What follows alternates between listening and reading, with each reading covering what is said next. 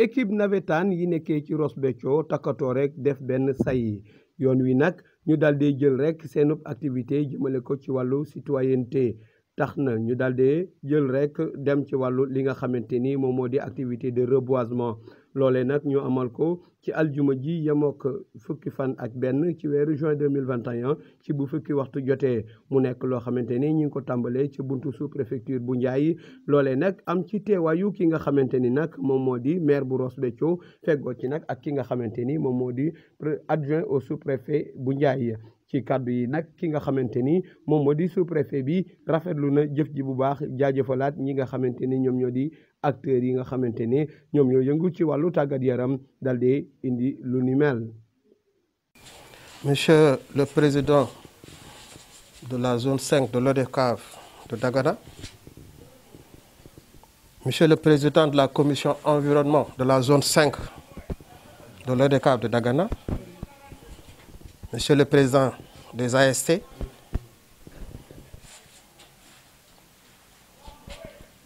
Messieurs les jeunes des associations sportives et culturelles de la zone 5 de Dagana, je vous remercie et je vous félicite. Je vous remercie, je vous félicite pour l'orientation que vous donnez maintenant à vos activités. Il l'a dit, le président de la commission environnement. Toujours, c'était les activités sportives. Mais aujourd'hui, vous réorientez vos activités dans d'autres secteurs de la vie de notre commune. Et ça, cela montre que vous avez pris conscience de votre responsabilité en tant que jeune moteur de développement de notre commune. Et je vous remercie et vous félicite au nom de Madame le sous-préfet pour cette initiative et pour cet engagement citoyen. Nous avons toujours déploré, chaque fois que nous faisions appel aux ASC dans le cadre de nos activités, on ne vous voyait pas. Mais si aujourd'hui c'est vous-même qui prenez l'initiative de venir vers nous et véritablement de vous engager dans d'autres activités citoyennes, tels que le reboisement, et je dis même au-delà du reboisement de l'environnement, je vous remercie et je vous félicite. Nous avons célébré récemment la Journée mondiale de l'environnement, dont le thème était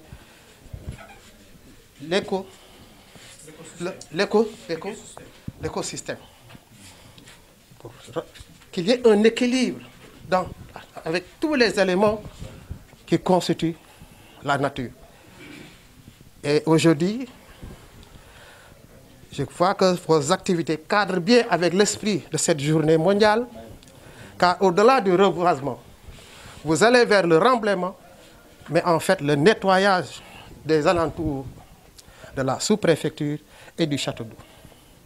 Je vous remercie et je vous félicite au nom de Madame le sous-préfet pour cet engagement citoyen. Et au nom de Madame le sous-préfet, au nom du maire, je lance cette campagne de reboisement et de remblaiement des alentours du château d'eau et de la sous-préfecture de Ndiaye. Je vous remercie. ñoom ñi nga xamante ni ñoom ñoo taxawal mbir moomu seen taxawaay yaatu fa loolu ñu ràññee ci ASC Renaissance ASC Déggo ASC Médina ASC Cité Sayed ASC Jamono ak yeneen ñu ni mel loolee nag nekk loo xamante ni kii nga xamante ni moom moo di maire bu Ross Béthio Madiop Diop rafetlu moom it jéego yi nga xamante ni ñoom ñooñee di ASC yi yëngu ci wàllu tàggat yaram ci Ross Béthio mi ngi rafetlu doxin wi nga xamante ne teg nañ ko ci ay jéego yoon wi nag mu nekk citoyenneté boo xamante ne rafetlu na ko bu baax a baax. asalaamaaleykum mbooloo mi ginnaaw ba ma sante yàlla julli si yonente bi sallallahu alayhi wa sallam maa ngi nuyu population Ross Béthio yëpp di jaarale seen nuyoo ci ñi nga xam ni mooy les chefs religieux ak imam ratib bu Ross Béthio di teg nuyoo bi aussi si loxo chef de quartier yi ka ca mag gën a mag mu jot li ka ca gën a ndaw di nuyu l'administration territoriale bi nga xam ni tey monsieur Koné di adjoint sous-préfet bu arrondissement bu Ndiaye moo fi teewal madame le sous-préfet ci cérémonie bi di nuyu nag ki nga xam ni mooy président zone 5 mon frère Tahirou Fall di nuyu ñëpp ñi nga xam ni ñooy président d'ASC yi fi teew ñu jot leen nuyoo ASC yi nekk ci dëkk bi yëpp may wax ni tey nag maa ngi ànd ak délégation conseil municipal bu Ross Béthio Arouna Diaw bi yore urbanisme et habitat Adja Aminta Niass bi nga xam ni moo yore commission santé Moussa Gueye yore jeunesse et sport te lii ngeen di def tey ñor ko lool ak Gora Gueye mi nga xam ni mooy agent foncier bi di aussi comptable bu mairie bu Ross Béthio ak suñu grand di conseiller spécial bu maire di le professeur Mbaye Diagne donc daal ñooñu laa fi àndal pour wuy si leen tey seen bis bi nag doon bis bu màgg bis bu jara sargal bis bu jara vraiment yëkkati ci kaw ndax lan suñu demee ba ay ASC yu nekk ci biir dëkk bi li ñu amoon habitude di gis moo doon football rek lañ doon daawoon concentré wu tey ngeen jóg ni yéen activité sportive xëy na baax na wante dafa am yeneen activité yu ngeen ciy ñambaas yoo xam ni ay des actions citoyennes ngeen di mener pour rek seen dëkk mën a émerger tey jii ngeen démarré si programme benn opération de reboisement du boulevard de la sous-préfecture de Ndiaye fan yii ñu jëm ci kanam ngeen war a defaat beneen opération de remblai des environs du château d'eau donc loolu ay actions la yoo xam ni sont des actions à saluer kooku nag yaakaar naa doomu aadama mun leen fay loolu parce que neen ñu soo jëmbatee benn garab rek kooku teraanga yaag xéewal ji ci yàlla wàccee def naa kenn mënu ko naatable donc xéewal yi ci am ca ña ciy toog ca ña cay lekk ca ña cay jariñoo yàlla na barke boobu wàcc ci seen kaw yéen ñëpp wàcc ci population Ross Béthio bi ba nga xam ni population Sénégal yëpp aussi dinañ ci mën a jariñoo donc loolu lu rafet la dina wax ni ASC yi nekk ci Ross Béthio lii moo jar a roy lii moo jar a topp seen dëkk yéen ko mën a defaral seen bopp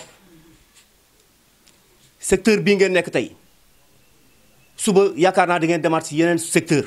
wane fa seen doole wane fa seen engagement donc man mii nga xam ne maay maire bu commune bu Ross Béthio man ci loolu laa leen di woo ci loolu laa leen di invité dëkk bi secteur bu ngeen mën a gis ni war ngeen fa dugal seen loxo dugal leen fa seen loxo kooku njariñu population bi lay doon parce que nag dëkk ndaw a koy liggéey te yéen ay ndaw ngeen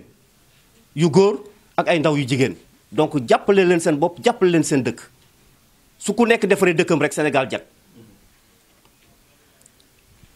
leneen li mooy tey jii fi ñu toll tey dafa am li ñuy wax territorialisation des politiques publiques territorialisation des politiques publiques def naa insertion et emploi des jeunes yooyu yëpp ñu ngi si te ay ndaw ngeen am nañu yaakaar ci ay fan yu néew au niveau des départements dina si jaarale ay programmes yoo xam dina wàcc ci communes yi en collaboration avec l'administration territoriale ñu mën a jublu si xëyu ndaw yi te yooyu lii yéen si jëkk tey de wax nañ si wàllu reboisement ñu mën ci jël ay ndaw hygiène publique ak yeneen secteur ak yeneen secteur donc tey su ndaw Ross Béthio jiitoo ci loolu comme na ngeen jiitoo woon ci taxawal première mutuelle de santé bu Sénégal yaakaar naa kooku dañ leen si gërëm di leen sant di wax ni rek doomu Ross Béthio ñu am vision la ñu de ñu am gis-gis lañu parce que lépp lu ñuy def macha allah catuma leen donc dañ ciy jiitu ñu bari donc loolu yàlla na leen si yàlla fay yàlla na leen yàlla gën a may taxawaay gën a féex seen ay fan ba ngeen mën a jàppal seen njaboot jàppale aussi seen dëkk jàppale seen réew préfet ci kàddu yooyu rek laa doon ubbee di dalal ñi fi ñëw ñëpp di leen gërëm di leen sant di bàyyi préfet nag moom mi nga xam ni aussi moom moo